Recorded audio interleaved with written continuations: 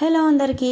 Summer వచ్చేసిందిగా, ఎండలు మండుతున్నాయి, మామూలుగా లేవు. అలాంటప్పుడు గొంతులో చల్లచల్లగా ఏదైనా పోయాలనిపిస్తూ ఉంటుంది కదా, అందుకోసమే బాదం మిల్క్ చేస్తున్నాను.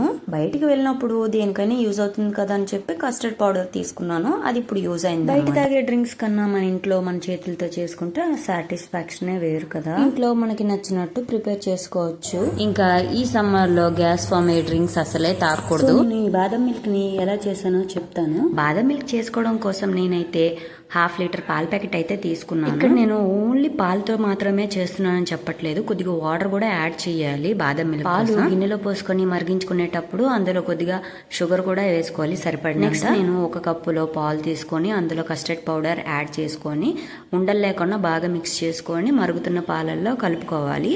అండ్ ఇంకా చిటికెడంతా పసుపు కూడా మనం పాలల్లో యాడ్ చేసుకోవాలి. ఇలా మనము ఒక 10 మినిట్స్ పాటు సిమ్లో పెట్టుకొని పాలు అనేవి మరిగించుకోవాలి. తర్వాత నేను బాదాము జీడిపప్పు చిన్న చిన్న ముక్కలుగా కట్ చేసుకొని పాలలో యాడ్ చేసుకున్నాను.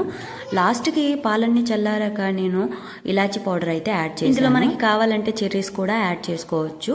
ఈ బాదం మిల్క్ని బాటిల్స్లో వేసుకొని ఫ్రిడ్జ్లో స్టోర్ చేసుకుంటే చల్లగయ్యాక స్కూల్ నుంచి వచ్చే పిల్లలకు కానీ డ్యూటీ నుంచి వచ్చే పెద్దవాళ్ళకి కానీ ఇచ్చేస్తే వాళ్ళైతే హ్యాపీగా ఫీల్ అయిపోతారు.